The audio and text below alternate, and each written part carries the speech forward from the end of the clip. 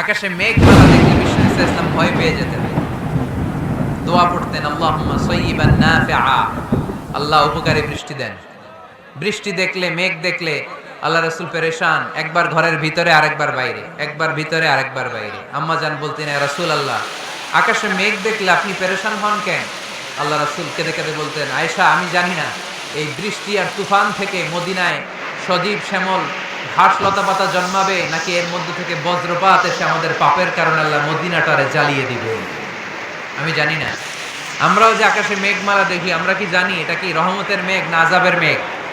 জানি আমরা। তারপরও বৃষ্টি আসলে আমাদের গান আসরা নাই। বৃষ্টি আসলে দেখবেন গান লাগায় দেয়। বৃষ্টি পরে টাপুর টুপুর, ওই কয় পায়ে দিয়ে সুনান্নপুর, সব মুখস্থ। এগুলো করা যাবে না। বৃষ্টি দেখলে দোয়া পড়তে হবে, আল্লাহুম্মা সাইয়্যিবান নাফিআ।